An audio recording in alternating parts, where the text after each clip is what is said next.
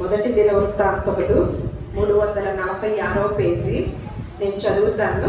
13వ అధ్యాయము 6వ వచనం నుంచి మనం చదువుదాము 12 వచనాల వరకు. కెరూబుల మధ్య నివాసము చేయు దేవుడైన యెహోవా నామము పెట్టబడిన ఆయన మందసమును యూదాలో నుండి కిర్యత్యారీము అనబడిన బాలా నుండి తీసుకొని వచ్చుటకై అతడును ఇశ్రాయేలీయులందరూ అచ్చటికి పోయి వారు దేవుని మందసమును ఒక క్రొత్త బండి మీద ఎక్కించి అబీనాదాబు ఇంట నుండి తీసుకొని వచ్చిరి.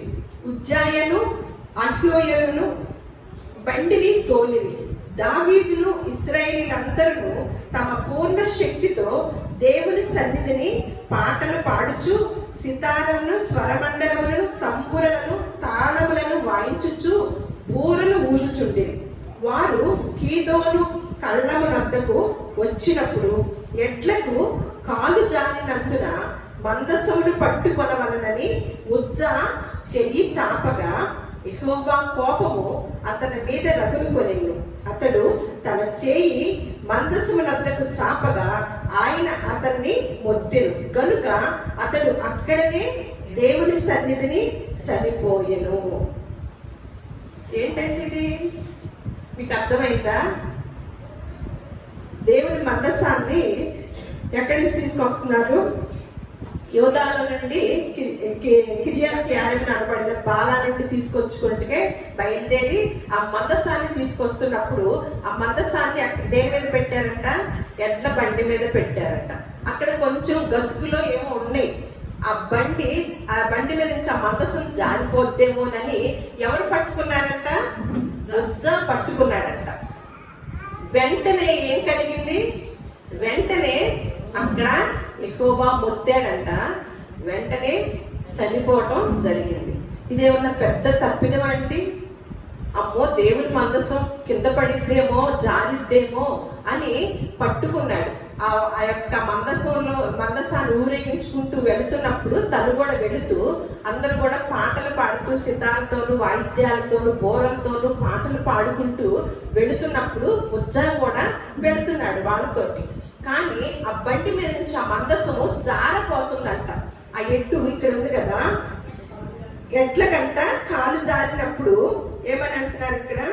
ఆ కాలు జారినందున మందసమును పట్టుకొనవలనని ఉజ్జా, అంటే ఎట్ల కాలు జారినప్పుడు మందసాన్ని పడిపోతుందేమోనని. దేవుని మందసం అంటే చాలా పరిశుద్ధమైనది, పవిత్రమైనది అన్నమాట. అది పట్టుకోన్నాడంట. అంతే. మనకేమనిపిస్తుందండి? ఆశ్చర్యంగా ఉందా? అట్లా జారి పడకుండా మంచి పనే కదా చేశాడు. మందసం పడకూడదని పట్టుకున్నాడు. దానికే దేవుడు మొత్తాలా వెంటనే చనిపోవాలా? ఏంటి శిక్ష? అది చాలా ఆశ్చర్యం వేసింది కదండి. నేను చదువుతున్నా కూడా చాలా ఆశ్చర్యం వేసింది అనమాట. ఏంటి ఆ తప్పు కాదు కదా, తను ఏం చేయలేదు. ఏం చేశాడు? పడకోకుండా పట్టుకున్నాడు, జారిపోకుండా. అంటే దేవుని యొక్క మందసానికి ఉన్న విధానం ఏంటో అనేది మనం గనక తెలుసుకుంటే గనక, మనం స్టడీ చేస్తే మనం ఎంత భయాన్ని పొందుకోగలుగుతామో, ఎంత ఆశ్చర్యాన్ని కలుగుతుందో మనకి. ఒకసారి ఈ మందసాన్ని ఎవరు పట్టుకోవాలో, ఎవరు ఇచ్చేయాలో, ఎవరు దేవుని యొక్క యాజకులుగా ఉండాలో అనేది సంఖ్యాకాండంలో చాలా స్పష్టంగా రాయించారండి. సంఖ్యాకాండం మీరు జాగ్రత్తగా తర్వాత నేను కొన్ని వచనాలు ఇక్కడ తెలియజేస్తూ ఉంటాను. మీరు తర్వాత ఇంటికి వెళ్ళాక సంఖ్యాకాండాన్ని చదువుకోండి. సంఖ్యాకాండం 4వ అధ్యాయం తీయండి ఒకసారి.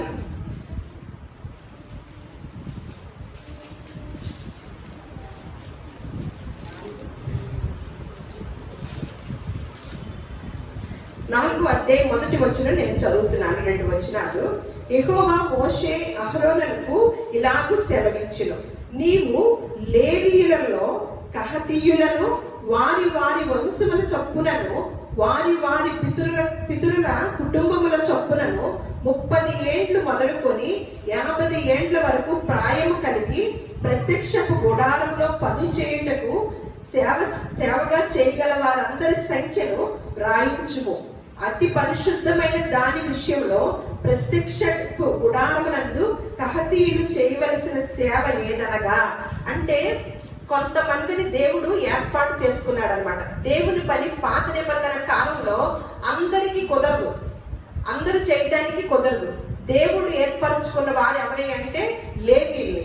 ఆ లేవీల్లో కూడా ఎవరెవరిని అంటున్నారు, వారికి 30 ఏళ్ళు మొదలుకొని 50 ఏళ్ల వరకు ప్రాయం కలిగి ఉండాలంట. 30 ఏళ్ళు మొదలుకొని 50 ఏళ్ళ లోపు వాళ్ళని ఎంచుకున్నారు. వాళ్ళు చేయవలసిన సేవ అంటే ఉన్న వంశంలో అందరూ కాదనమాట, లేవి వంశాన్నే దేవుని యొక్క సేవ కొరకు ఏర్పాటు చేసుకున్నాడు. అందులో ఎవరంటే వీళ్ళు కహతీయులను.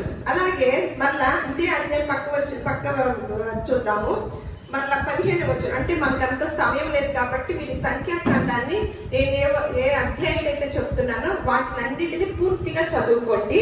ఇక్కడ 15 వచ్చిన, దండు ప్రయాణమైనప్పుడు అహరోనును అతని కుమారులను పరిశుద్ధ స్థలము యొక్క అన్నిటినీ కప్పుట ముగించిన తరువాత కహతీయులు దాన్ని మోయ రావలెను.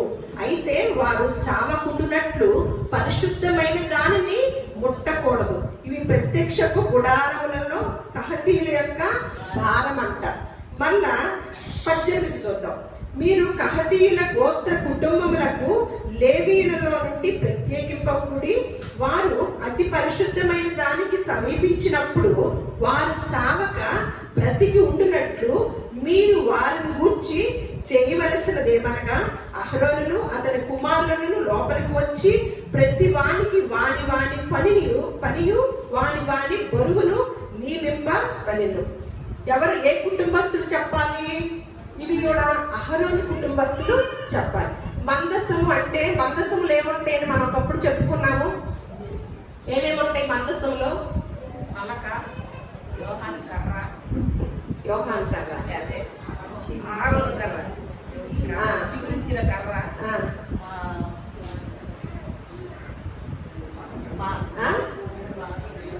దేవుని ఆజ్ఞలు 10 ఆజ్ఞలు రాసిన పలకలు, అహరోను చిగురించిన కర్ర, బాగా గుర్తుంది. మన్న పాత్ర నేర్చుకున్నారా? మందస్సులో ఏముంటది? ఈ 3 ఉంటాయి కదా. అంటే మొదటిగా ఏముంటాయి? 10 ఆజ్ఞలు గల పలకలు ఆ మందసాల్లో ఉంటది అనమాట. అవన్నీ అందులో పెట్టుకుని ఏం మోస్తున్నారు అంటూ పల్లకిలో వాక్యాలు, దేవుని యొక్క ఆజ్ఞల్ని, కట్టడాల్ని, అవన్నిటిని కూడా పట్టుకొని మోసే పని అందరికీ చెప్పలా. ఎవరికి చెప్పారు? అహరోను కుటుంబంలో నుంచి వచ్చిన వారిలో, అందులో కూడా లేవి వంశస్థులకి చెప్పడం జరిగింది అనమాట. వారు పరిశుద్ధ, అందుకనే దాన్ని మనము దినవృత్తాంతంలో చదువుకున్నాం. ఏంటి, దేవుడు ఎంత కఠినా కూడా అలా పట్టుకుంటేనే చంపుతాడా అంటే, పాత నిబంధన కాలంలో ఒక రూల్స్ ఉండేవి అనమాట. కొన్ని రూల్స్ ఉండేవి, కొన్ని కండిషన్స్ ఉండేవి అనమాట. మామూలుగా అడేదేవ బడేదేవలా ఇప్పుడున్న భక్తి లాగా ఉండేది కాదు. అప్పుడు వెంటనే ఏం జరిగేది? ఏదైనా దేవుని యొక్క కోపము, ఉగ్రత శీఘ్రంగా వచ్చేదన్నమాట.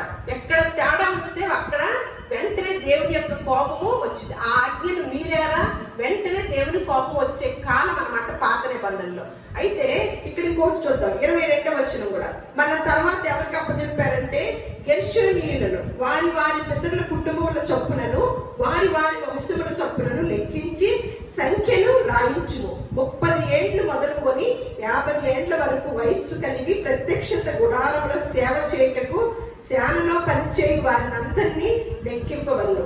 పని చేయుటయు మోతలు మోయుటయు గెర్షోనీయుల సేవంట. వారి మందిరం యొక్క తెరలను, ప్రత్యక్షతకు గూడారము, దాని కప్పును, దాని పైనున్న సముద్ర వత్సల చర్మమైన పైకప్పును, ప్రత్యక్షపు గుడారము యొక్క ద్వారము, తెరలు, ప్రాకారపు తెరలను, మందిరము చుట్టూను, బలిపీఠం చుట్టూను ఉండు ప్రాకారము, గవిని ద్వారపు తెరలను, వాటి త్రాళ్లను, వాటి సేవా సంబంధమైన ఉపకరణములన్నిటినీ వాటి కొరకు చేయబడినది యావత్తును మోయించు పని చేయి. ఈ మోసే పని ఎవరికి? గెర్షోనీయులకి అన్నమాట. అంటే ఎవరికి ఏ పని అనేది ఇక్కడ సంఖ్యాకాండం అంటే లెక్కించడం, కొంతమందిని డివైడ్ చేయటం. అంతా కూడా కొంతమందిని ఫలానా లెక్కట్టి ఆ ప్రజలకి ఈ పనిని అప్పగించడం, మళ్ళీ ప్రజలకి ఇంకొక పని అప్పచెప్పడం అనమాట. అలా దేవుడు నిర్ణయించాడనమాట దీన్ని అంతటిలో కూడా. ఇక్కడ కూడా ఏమన్నారు, ఈ అన్నిటిని మోసే పని ఎవరిది? గెర్షోనీయులది అనమాట. అలాగే మళ్ళీ 29 చూద్దాం. మెరారీయులను వారి వారి వంశముల చొప్పునను వారి వారి పితరుల కుటుంబం చొప్పునను లెక్కింపవలెను. 30 ఏండ్లు మొదలుకొని 50 ఏండ్ల వరకు వయస్సు కలిగి ప్రత్యక్షపు గుడారంలో పనిచేయటకు సేవగా చేరు వారందరినీ లెక్కింపవలెను. ప్రత్యక్షతకు గుడారంలో వారు చేయు పని అంతటి విషయంలో వారి మందిరపు పలకలకు, దాని అడ్డకర్రలను, దాని స్తంభములను, దాని దిమ్మెలను, దాని చుట్టూనున్న ప్రాకార స్తంభములను, వాటి దిమ్మెలను, వాటి మేకులను, వాటి త్రాళ్లను, వాటి ఉపకరణలన్నిటినీ, వాటి సంబంధమైన పని అంతటికి కావలసిన వన్నిటిని వారు మోసి కాపాడవలసిన బరువులను పేర్ల వరుసను లెక్కించారు. ఈ బరువులు మోసే పని వాళ్ళని ఆ పేర్లను లెక్కించారు అనమాట. పాత కాలంలో, పూర్వకాలంలో ఉన్న విధానాన్ని మనం ఇక్కడ గమనించుతూ ఉన్నాం అన్నమాట. దేవుని యొక్క మందసానికి దగ్గరికి వెళ్ళే విధానం ఎవరికి ఉందో వారిని మనం చూస్తున్నాం అన్నమాట. దేవుని పని అందులో కూడా ఉపకరణాలు, అన్ని వస్తువులను కూడా కొంతమందికి మోసే పని, కొంతమంది కావలిగా ఉంచే పని, కొంతమందిని పట్టుకునే పని, ఇలాంటివన్నీ కూడా డిబేట్ చేశారనమాట. కానీ వేరే వాళ్ళు వెళ్ళే పని కాదు, వేరే దేవుడు నిర్ణయించిన వారే ఆ యొక్క మందస్థానం దగ్గరికి వెళ్ళి ఆ పనులు చేయాలి. ఇక్కడ నిర్ణయించారు కదా కొంతమందిని, వాళ్ళు మనం జ్ఞాపకం తెచ్చుకొని చదువుతున్నాం అనమాట. అలా చేస్తూ మళ్ళీ ఇంకో చోట ఇక్కడ ఈ సంఖ్యాకాండంలోనే ఏం చేశారంటే మళ్ళా కొన్ని కట్టడాలు ఉన్నాయి అన్నమాట. ఇందులోనే కొన్ని కట్టడాలు ఏంటంటే, అందులో వీరిని కొంతమంది అహరోను ఈ సంతతి వారిని అందరూ యాజకులుగా పెట్టినప్పుడు వాళ్ళకి ఏమైందంటే మిగతా వాళ్ళకి కోపం వచ్చిందనమాట. ఏంటి మీరే పరిశుద్ధులా, మీరే పని చేయాలా అని కోపం వచ్చినప్పుడు ఇక్కడ ఒక మాట చూద్దాం. ఇక్కడ వాళ్ళు ఏం చేశారంటే,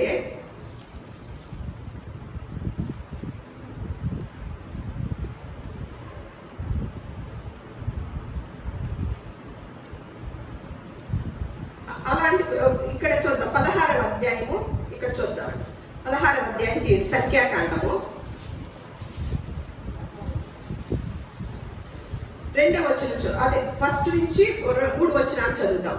లేవికి మునిమనవడను, కహాతుకు మునిమనవడను, ఇషారు కుమారుడు కోరహు, రూబేనీయులలో ఏలియాబు కుమారుడైన దాతాను, అబీరాములను, పేలెత్తు కుమారుడైన ఓనును యోచించుకొని, వీళ్ళందరూ ఆలోచించుకొని, కొంతమంది సంతానం ఆలోచించుకొని అంట ఏమంటున్నారంటే, ఎవరినైతే యాజకులుగాను ఆ దేవుని యొక్క మందసానికి ప్రత్యేకింపబడిన వ్యక్తులుగా పెట్టారో వారిని అంటున్నారు అనమాట. ఏమనంటే ఇక్కడ చూడండి,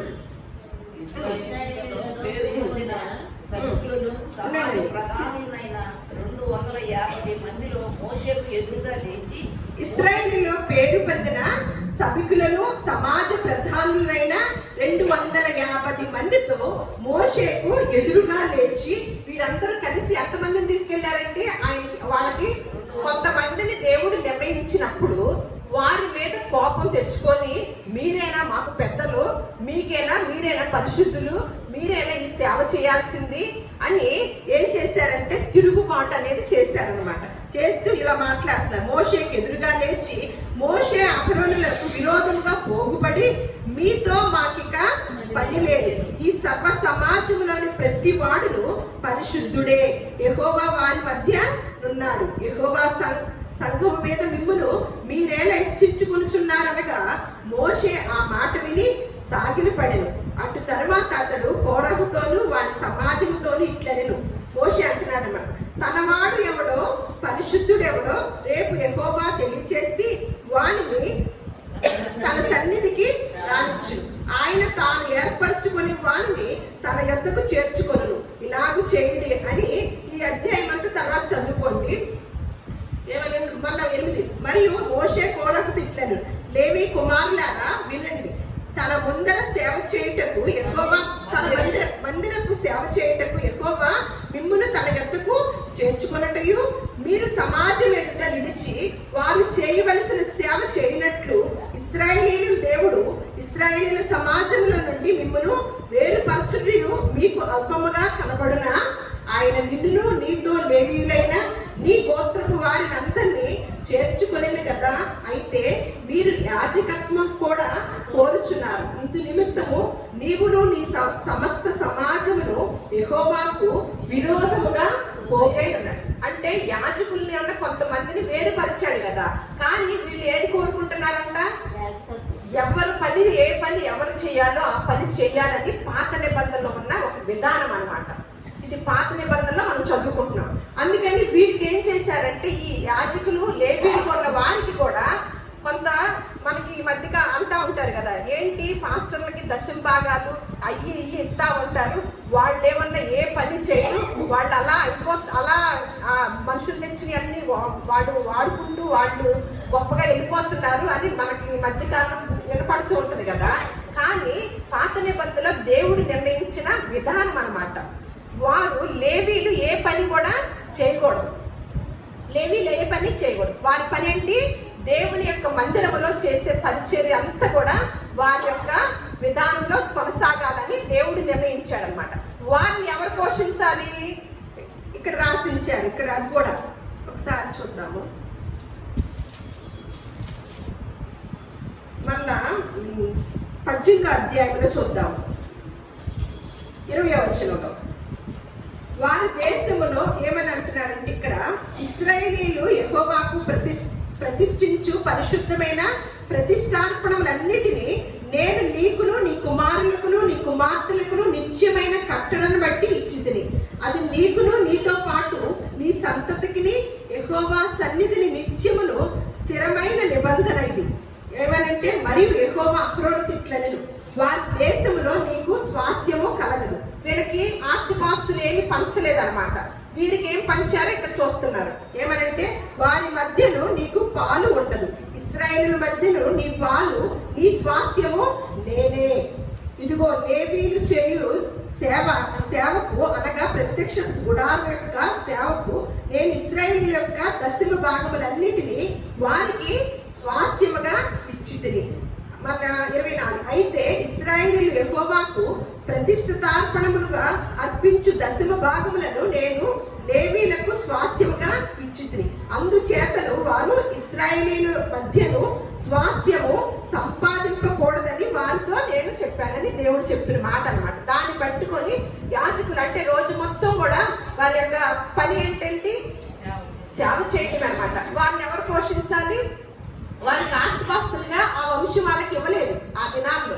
మిగతా వాళ్ళందరికీ కూడా ఇచ్చారు, కానీ లేవి వంశస్థులకు మాత్రము వారి యాజక ధర్మం నిర్వర్తిస్తూ ఉంటే వచ్చిన యొక్క సంపాదనతో, వచ్చిన దశమ భాగాలతో, వచ్చిన అర్పణలతో వారు బ్రతకవలెనని దేవుడు నిర్ణయించాడు అనమాట.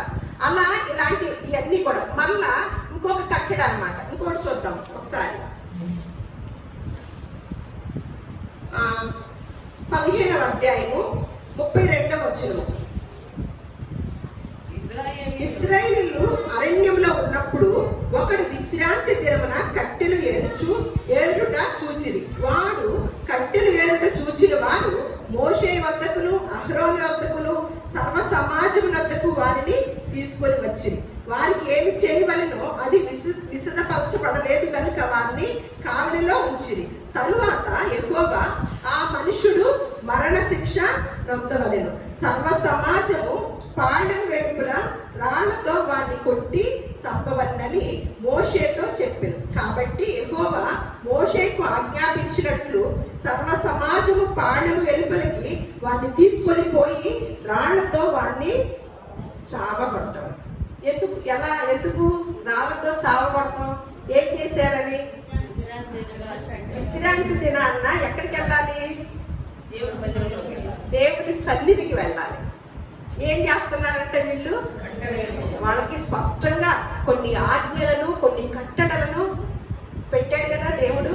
వాటిని ఆరంభ దినాల్లోనే ఏం చేస్తున్నారు? అవి తప్పిపోతున్నారు అన్నమాట. అయితే దేవుని సన్నిధికి రాకపోతే ఏం చేయాలంట? రాళ్లతో కొట్టి చంపాలంట. ఎంత పెద్ద శిక్ష అండి! మన పని చేసుకుంటే కుదిరిద్దా? దేవుని సన్నిధి అంటే పాత నిబంధనలో ఉన్న విధానము కట్టడం అనమాట. ఈ చదువుతుంటే ఎంత భయం వేసిందోనండి. మరి ఇదే విధానాన్ని క్రొత్త నిబంధనకు వచ్చేసరికి విశ్రాంతి దినాన్ని కట్టెలు వేసుకున్నప్పుడు చూసి వారు యెహోవా మాట చొప్పున రాళ్లతో కొట్టి చంపడం ఆ కండిషన్ అన్నమాట. ఇప్పుడున్న వారికి ఇదివరకు రోజుల్లో దేవుని మందస్సం అంటే దేవుని యొక్క దేవాలయాన్ని కట్టడాన్ని భావించి ఆ కట్టడాన్ని దగ్గరికి వెళ్ళేవాళ్ళు అనమాట. కానీ ఈ రోజుల్లో క్రొత్త నిబంధన కాలంలో దేవాలయం అంటే ఎవరండి? దేవాలయం అంటే ఎవరు? మందస్సం అంటే ఎవరు? మందస్సం ఏంటి? తర్వాత హెబ్రీలకు రాసిన పత్రికలో పౌలు గారు తెలియజేస్తున్నారు అనమాట. ఒకసారి హెబ్రీలకు రాసిన పత్రిక 8వ అధ్యాయము, మన ఇంకా ఉజ్జాది పూర్తవలేదు, నేను చెప్తాను. 10వ అధ్యాయము 24వ వచనం చూద్దాం. అప్పుడేంటి? దేవుని సన్నిధానానికి వెళ్ళే విధానం అన్నమాట. ఇప్పుడు ఏమంటారు? దేవుని సన్నిధికి వెళ్ళేది ఇది మందసము ఇవన్నీ కాదు కదా. ఇక్కడ ఇప్పుడు మందసం ఏంటో, దేవుని యొక్క దేవాలయం ఏంటో నేను చెప్తాను. ఇప్పుడు ఈ రోజుల్లో ఏంటంటే క్రొత్త నిబంధన కాలంలో మనం అందరం కూడుకోవటం ఏంటంట? సమాజముగా కూడుకోవటం అంటారు. పాత నిబంధన కాలంలో ఏమంటారు? దేవుని యొక్క దేవాలయంలోకి ఆ యొక్క యాజకుల దగ్గరికి వెళ్ళి మన విన్నపాలు చెప్పుకుంటే అవి ప్రత్యక్షతకు గుడారమని, పరిశుద్ధ స్థలము, అతి పరిశుద్ధ స్థలం అని ఇన్ని విధానాలు ఉంటాయి అన్నమాట. అతి పరిశుద్ధ స్థలంలో యాజకులు మాత్రమే ఉండాలి. మన పక్షాన దేవుడికి విజ్ఞాపన చేసేది ఎవరైనా ఉందంటే యాజకులు చేయాలన్నమాట. లేవి వంశంలో నుంచి వచ్చిన వారు మాత్రమే దేవుడికి విజ్ఞాపన చేయటం మన పక్షాన. పాత నిబంధన కాలంలో ఉన్న కండిషన్స్ అన్నమాట. కానీ క్రొత్త నిబంధన కాలంలోకి వచ్చేసరికి దేవాలయాలు ఎవరన్నారో మనం అంతకుముందు చూసుకున్నాం అన్నమాట. ఇప్పుడు ఏమంటారు? దీన్ని సమాజముగా కూడుకోవటం. సమాజముగా కూడుకొని ఏమి నేర్చుకుంటున్నామండి? దేవుని యొక్క మాటలు మన కొరకు ఏవైతే రాసి ఉంచారో ఆ పాఠాలని మనం నేర్చుకుంటున్నాం. ఇందాక మాట్లాడుకున్నాం కదా, ఇదేంటి? విద్య నేర్పే దేవాలయం అన్నమాట. ఇక్కడ ఏమంటున్నాడంటే కొందరు మానుకొనుచున్నట్లుగా సమాజంలో కూడుట మానక ఒకరినొకడు హెచ్చరించుచు ఆ దినమున సమీపించుట మీరు. కొందరు మానుకొనుచున్నట్టుగా సమాజముగా కూడుట మానక ఒకరినొకడు హెచ్చరించుచు ఆ దినము సమీపించుట మీరు చూచిన కొలది మరి ఎక్కువగా. ఏ దినము? దేవుని యొక్క రాకడ దినము సమీపించిన కొలదంట ఏం చేయాలంట? మనము తక్కువగానే ఎక్కువగానా? అవి వింటూ ఉండండి, చూడండి ఏమంటున్నాడు. కొందరు మానుచున్నట్లుగా సమాజముగా కూడుట మానక ఒకరినొకడు హెచ్చరించుచు. మందిరాల్లో హెచ్చరికలు ఉంటున్నాయా, దీవెనలు ఉంటున్నాయా? ఎక్కువ మందిరంలోకి వెళ్తే ఏమంటారు? ఎక్కువగా మీ కుటుంబాన్ని దేవుడు దీవించుతాడు, మీకు అన్ని జరిగిపోతాయి, మీ సమస్యలన్నీ తీరిగిపోతాయి, రండి రక్షణ పొందుకోండి, చక్కగా స్వస్థతలు పొందుకోండి. ఈ ఎక్కువ వింటామా? ఏం వింటాము? ఇక్కడ ఏమంటున్నాడు? సమాజంగా కూడుకున్నప్పుడు ఏముండాలి? అక్కడ హెచ్చరికలు ఉండాలన్నమాట. ఏమంటున్నాడు? హెచ్చరించుచు ఆ దినము సమీపించుట మీరు చూచిన కొలది మరి ఎక్కువగా ఏం చేయాలి? కూడుకోవటం. తక్కువ కాదుగా. ఇప్పుడు నుంచి ఏంటంట? మరి ఎక్కువగా కూడుకొని అలాగూ చేయొచ్చు. ప్రేమ చూపుటకును సత్కార్యములు చేయుటకును ఒకరినొకడు గురి కొల్పవలనని ఆలోచించము అని మనము సత్యమును గురించి అనుభవ జ్ఞానము పొందిన తరువాత బుద్ధిపూర్వకముగా పాపము చేసిన ఎడల పాపములకు బలి ఇకను ఉండదు. ఇప్పుడు ఏమైంది? మనకి ఏమొచ్చింది? అనుభవం వచ్చింది అనమాట. దేవునిలో మనము అనుభవం పొందుకొని ఆ యొక్క జ్ఞానాన్ని నేర్చుకున్నాం కదా. ఇంతకుముందు మనల్ని ఏం చేశాడు? మన పాపాలన్నిటిని కూడా దేవుడు క్షమించాడు. మనం బాప్తిస్మాన్ని తీసుకున్న ఆ రోజు నుంచి మన పాపాలను క్షమించి ఆయన మనకి గొప్ప భాగ్యాన్ని ఇచ్చాడు కదా. మళ్ళీ ఇప్పుడు అనుభవం వచ్చేసి మనం బాప్తిస్మం తీసుకొని కొన్ని సంవత్సరాలు అయిన తర్వాత బుద్ధిపూర్వకంగా మనం కనుక పాపం చేసినట్లయితే ఇక ఇప్పుడు బలి ఇచ్చేవారు కదా. ఏదైనా పాపం చేస్తే పాత రోజుల్లో ఏం చేసేవారు? ఒక్కొక్క పాపం చేస్తే ఒక్కొక్క జంతువుని బలి ఇచ్చి పాప పశ్చాత్తాపం అంటే పాప ప్రాయశ్చిత్తం చేసుకునేవారు అనమాట. కానీ ఈ దినాల్లో ఏంటి? అందరి కొరకు మనం ప్రత్యేకంగా బలి అర్పించే పని లేకుండా ప్రభువైన యేసుక్రీస్తు వారు మనందరి కొరకు కూడా ఆయన బలి అయిపోయాడని మనకందరికి స్పష్టంగా తెలుసు.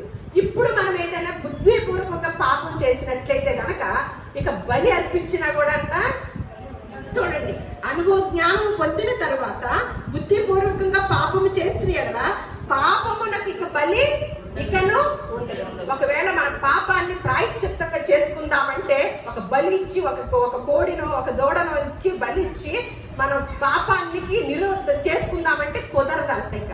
ఇక మనకి అవకాశం కూడా లేదంట అని న్యాయపు తీర్పునకు భయముతో ఎదురు చూచుటయు విరోధులను దహింపబోవు తీక్షణమైన అగ్నియు ఇక ఉండును. మన బలి ఉండకపోగా మన కోసం ఏముంటదంటండి? ఎక్కడి నుంచి వచ్చాం? ఇప్పుడు సమాజంగా కూడటం దగ్గర నుంచి మాట్లాడుకుంటున్నాం కదా. ఇక ఇప్పుడు మన కొరకు ఏది ఎదురు చూస్తుందంట? తీక్షణమైన అగ్ని ఇక ఉండునంట. ఎవడైనా మోషే ధర్మశాస్త్రమును నిరాకరించిన ఎడల 2-3 సాక్షుల మాట మీద కనికరింపకుండా వాణ్ణి చంపించుదురు. ఇట్లుండగా ఇక్కడి నుంచి అనమాట, దేవుని కుమారుని పాదములతో తొక్కి తాను పరిశుద్ధపరచబడుటకు సాధనమైన నిబంధన రక్తమును అపవిత్రమైనదిగా ఎంచి కృపకు మూలముగా ఆత్మను తిరస్కరించిన వాడు ఎంత ఎక్కువైన దండనకు పాత్రుడిగా ఎంచబడునని మీకు అసలు తోస్తుంది, అర్థమవుతుందా అని అంటున్నాడు అనమాట. మనం ఎప్పుడైతే అక్కడ విశ్రాంతి దినాన్ని మానినప్పుడు ఏం చేశారు? పాత నిబంధనలో విశ్రాంతి దినము వెళ్లకుండా దేవుని సన్నిధానానికి పుల్లలు ఏరుతున్నారంట. ఏం చేశారు? ఒక కండిషన్ పెట్టాడు, ఒక కట్టడ. ఎవరైతే అలా చేస్తున్నారో వాళ్ళని రాళ్లతో కొట్టే చంపేయండి. అదొక చట్టం పాత నిబంధన కాలం. తరువాత ఆయన క్రొత్త నిబంధనకు వచ్చి యేసుక్రీస్తు వారు వచ్చిన కాలంలోకి వచ్చేసి ఆయన కృప కలిగిన దేవుడు, కనికరం కలిగిన దేవుడు, ఆయన కరుణ కటాక్షము కలిగిన దేవుడు ఈ కృపా కాలంలో మనల్ని ఉంచాడనమాట. కానీ ఏమి ఇప్పుడు శీఘ్రముగా జరగట్లేదు కాబట్టి మనకేం కలుగుతుంది? మనలో అహంభావం. బాగుంటేనేమన్నా అహంభావం, మళ్ళా అదో రకమైన విధానము. దేవుడంటే లెక్కలేని తనము, దేవుని సన్నిధి అంటే నిర్లక్ష్యం అన్నమాట. అలా నిర్లక్ష్యం చేసిన వారంట మీరు మనము ప్రత్యేకంగా ఇదిగో మీరు ఆదివారం అంటే యేసుక్రీస్తు వారిని పాదములతో తొక్కినట్టంట అంటే ఊరుకుంటారా? అమ్మో అవునా అని అంటాం కదా. ఇక్కడ ఉన్నది ఏంటి? ఒకప్పుడు యూదులు సిలువ వేశారు, ఇప్పుడు మనం ఏం చేస్తున్నాం? ఆయన కట్టడలని, ఆయన ఆజ్ఞలని, ఆయన పాదాలతో సిలువ వేసేయటం అయిపోయింది కదా. ఇక మనం సిలువ వేయలేము. ఏం చేస్తున్నామంట? దేవుని సన్నిధికి దూరమైనప్పుడు, సమాజంగా కూడుకున్నప్పుడు మనకి ఎంతో దీవెన ఉంటది అనమాట. మన ఆత్మలకి ఎంతో గొప్ప ఊరట ఉంటది, గొప్ప ఆ ఊరట ద్వారా ఆ విశ్వాసం పెరిగిద్ది, నిరీక్షణ పెరిగిద్ది, దేవునికి అనుసంధానం అవుతాం అన్నమాట. కానీ ఎంత నిర్లక్ష్యం అండి దేవుని సన్నిధి అంటే. ఇక్కడ చూడండి, ఇది చదవకుండా మిమ్మల్ని మీరు ఎప్పుడైనా దేవుని యేసుక్రీస్తు వారిని పాదాలతో తొక్కారా అని అడుగుతాను. దానికి సమాధానం మీరేం చెప్తారు? ఇది చదవకుండా మిమ్మల్ని అడుగుతాను, ఎప్పుడైనా మీరు యేసుక్రీస్తు వారిని మీ పాదాలతో తొక్కారా అన్నప్పుడు మీరు ఒప్పుకుంటారా? ఎన్నిసార్లు తొక్కుంటాము? ఎన్ని మార్లు తొక్కుంటాము? చూసారా ఎంత మనం చేస్తున్న పని. ఆ రోజు మందసాల్లో ఊరికి జారి పడుతుంటేనే ఉజ్జాను చంపివేశాడా దేవుడు? ఉజ్జా మీద ఆ కోపాగ్ని బయలుదేరిందా? మరి ఈ రోజు మందసం అంటే ఏంటండి? ఇక్కడ చూసి మన మనసునే ఎవడైనా అదే చెప్పి ఇక్కడ ఇట్లుండగా దేవుని కుమారుని పాదములతో తొక్కి తాను పరిశుద్ధపరచబడుటకు సాధనమైన నిబంధన రక్తమును ఎలా చేస్తున్నామంట? అపవిత్రమైనదిగా ఎంచి కృపకు మూలంగా ఏమి సంపాదించుకుంటున్నామంట? ఆత్మను తిరస్కరించిన వాడు ఎంత ఎక్కువైన దండనకు పాత్రుడిగా ఎంచబడునని మీకు అసలు ఏమన్నా అర్థమవుతుందా? మరి ఆ దినాల్లో ఏమన్నా అంత కట్టడ, అంత కండిషనా? మరి ఈ దినాల్లో ఏమి ఉండదా? అంత ఒకేసారి అంత పెద్ద కండిషన్ నుంచి శాంతం తీసేస్తాడా దేవుడు మనల్ని? స్వేచ్ఛా జీవులుగా చేసేస్తాడా? మరీ స్వేచ్ఛగా మీ కుటుంబానికి ఎంజాయ్ చేసేయండి అని అంటాడా? ఏదో కొంత శిక్ష తగ్గించుతూ వస్తాడు కదా, కానీ శిక్షే కదా, తప్పే కదా. చూడండి, మరి మందసం అంటే ఏంటండి? ఆ రోజు మందసాన్ని పట్టుకుంటేనే, వేరే వాళ్ళు పట్టుకుంటేనే, దేవుడు నిర్ణయించిన వారు తప్ప వేరే వారు పట్టుకుంటేనే ఆ యొక్క వెంటనే కలుగుతుంది కదా. మరి మందసం అంటే ఏంటండి? మనస్సు. మందసంలో ఏమున్నాయి అన్నాము? 10 ఆజ్ఞలు కలిగిన పలకలు ఉన్నాయి, దేవుని యొక్క ఆజ్ఞలు ఉన్నాయి. ఇప్పుడు ఆ ఆజ్ఞలను ఎక్కడ పెట్టుకోవాలండి? ఒకసారి ఎబ్రిల్కి రాసిన పత్రిక 10వ అధ్యాయము 8వ అధ్యాయము, ఏప్రిల్కి రాసిన పత్రిక 8వ అధ్యాయము 10వ వచనం. ఆ దినములైన తరువాత ఒకసారి ఆ దినములైన తరువాత ఇశ్రాయేలు ఇంటి వారితో నేను చేయబోయి నిబంధన ఏదనగా. ఇప్పుడు ఎవరికి చేస్తున్నాడండి నిబంధన? ఇప్పుడు ఇశ్రాయేలు ప్రజలతో చేస్తాడు. ఇప్పుడు క్రొత్త నిబంధనకు వచ్చేసరికి ఎవరు? మనం క్రొత్త నిబంధన భక్తులమేనా? ఇప్పుడు ఏమంటున్నాడు? నేను చేయబోయే నిబంధన ఏదనగా వారి మనస్సులో నా ధర్మ విధులను ఉంచేదను, వారి హృదయముల మీద వాటిని రాయుదును, నేను వారికి దేవుడై ఉందును, వారు నాకు ప్రజలై ఉండు. ఇప్పుడు ఏం చేశాడంట? మందసాన్ని ఎక్కడ పెట్టాడండి? మన మనసే మందసం అంట. మన హృదయ పలకల మీద ఏం రాశాడు? 10 ఆజ్ఞలు రాసేశాడు. ఇప్పుడు మనం ఏం చేయాలి? ఎలా పోయాలి? వాటిని పట్టుకొని ఏం చేయాలి? ఆజ్ఞలను మోసే పల్లకీలు అవ్వాలన్నమాట. మందసాన్ని మోసుకుంటూ వచ్చారా ఊరేగించుకుంటూ? ఇప్పుడు మనం ఏం చేయాలి? ఆజ్ఞలను మోసుకుంటూ వెళ్ళే పల్లకీలు అవ్వాలన్నమాట.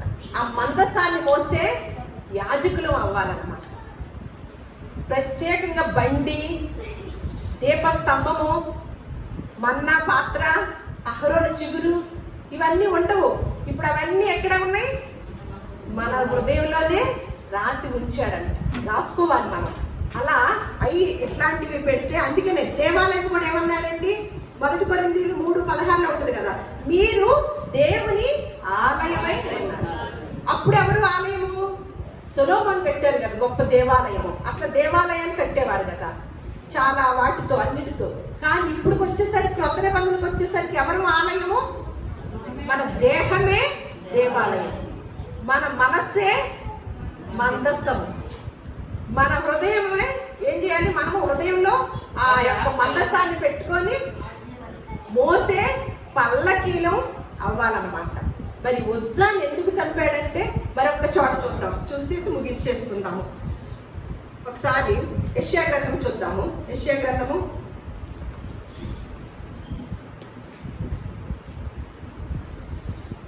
52వ అధ్యాయము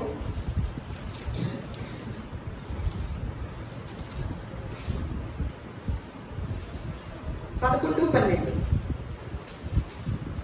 పోవుడి పోవుడి, అచ్చడ నుండి వెళ్ళుడి, అపవిత్రమైన దేనిని ముట్టకుడి, దాని యొద్ద నుండి తొలగిపోవుడి. యెహోవా సేవోపకరణములను మోయువారులారా, మిమ్మును మీరు పవిత్ర పరచుకోండి.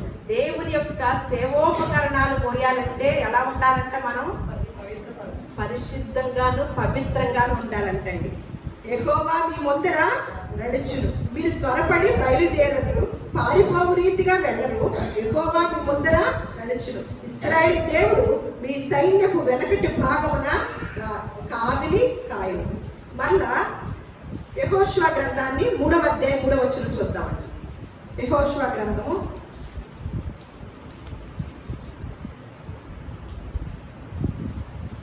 3:3 మొదటి నుంచి చూద్దాము.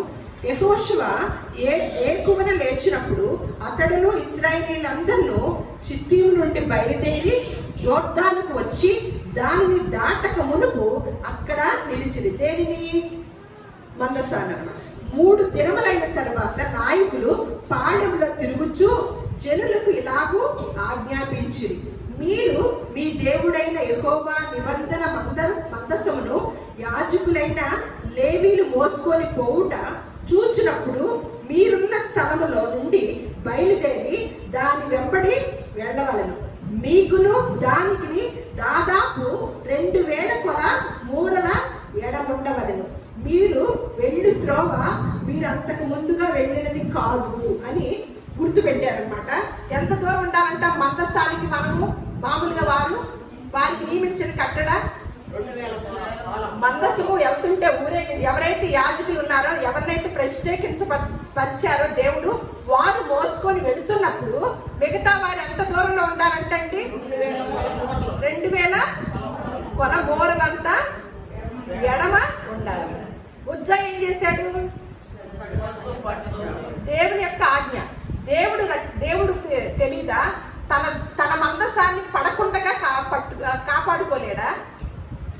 దేవుని యొక్క శక్తిని తెలుసుకోలేకపోయాడనమాట. నా సహాయం కావాలేమో అని, దేవుని యొక్క మందసం పడబోతుందేమోనని తను ఏం చేస్తున్నాడు? అవిశ్వాసంతో వెంటనే పట్టుకోపోయాడు. దేవుడు ఏదైనా చేయగలిగిన సమర్థుడా కాదా? నమ్మటం మన వంతైతే నమ్మువానికి సమస్తము సాధ్యం కదా. దేవుని యొక్క గొప్పతనాన్ని ఉజ్జా ఏం చేశాడు? అయ్యో నేను పట్టుకుంటే జాగ్రత్త అయిద్దేమో అని అంతకుముందు కండిషన్ ఎలా పెట్టాడు? ఇదిగో ఈ మందస్సుకి మీరు ఎంత దూరంలో ఉండాలి, నేను ప్రత్యేకించబడిన వారు తప్ప మీరందరూ ఎంత దూరంలో ఉండాలంట? 2000 కొల మూరలంత ఎడమ ఉండి చూడటమే మన పని. మీరు చూస్తూ ఉండండి. మనం ఏం చేస్తాము? మీరు చూస్తూ ఉండండి, ప్రార్థన చేస్తూ ఉండండి. మీకున్న సమస్యలన్నీ ఎవరు తీరుస్తారు? మన భారం ఎవరి మీద పెట్టాలి? దేవుడు. మనం చూస్తూ ఉండి మన భారం పెడుతున్నామా? లేకపోతే ఏం చేస్తాము? మనం కూడా జోక్యం చేస్తామా? జోక్యం చేసుకుంటామా? చెప్పండి. మనకొచ్చే బాధల్లోనూ, మనకొచ్చే సమస్యల్లోనూ దేవుడు గొప్పవాడని, దేవుడు తీర్చగలిగిన వాడని అనుకుంటామా? మనం కూడా ఏళ్ళు పెడతామా? ఉజ్జాకి ఏం ఆజ్ఞ పెట్టాడు? ఆ యొక్క దినాల్లో ఉన్న వారికి, మీరు ఇంత దూరంలో ఉండాలి, మీరు అసలు నాకు పట్టుకోకూడదు అన్నాడు. కానీ ఉజ్జా ఏం చేశాడు? మర్చిపోయి ఏం చేశాడు? పట్టుకోపోయాడు.